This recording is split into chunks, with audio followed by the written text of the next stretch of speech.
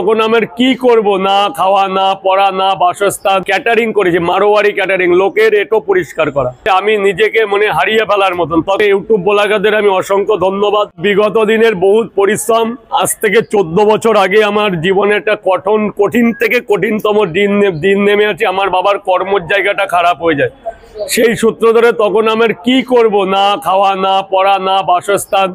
এমন একটা পর্যায়ে পড়ে গেলাম যে আমি নিজেকে মনে হারিয়ে ফেলার মতন। তখন আমি সবে মাধ্যমিক দিয়েছি। তো এই সময় থেকে কর্মকাজের ক্যাটারিংয়ের লাইভ করেছি মাত্র 2 বছর। ক্যাটারিং করেছি, মারোয়ারি ক্যাটারিং, লোকের এটো পরিষ্কার করা, যেটা আমি করেছি। 80 টাকা 100 টাকা রোজ পেতাম।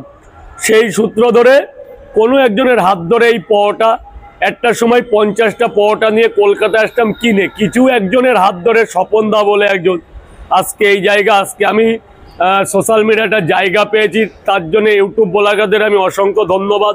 আর স্বপন দা ছিল বলে একটা প্ল্যাটফর্ম পেয়েছি যেখানে আমি বসতে পারছি। তো সব কিছু মিলে দাদা একটা অত্যন্ত দুঃখজনক কথা। সবচেয়ে প্রথমে যখন বাজারে পরোটা যখন 4টে 10 টাকা ছিল, 2.5 টাকা পিস ছিল, 1 টাকা কেনা ছিল, 1 টাকা 4 আনা কেনা ছিল। তখন হচ্ছে 50, 60, 80 পিস। যখন 4টে 20 টাকা হলো তখন 200 পিস। যখন 3টে 20 টাকা ছিল তখন ওই 400, 350, 400।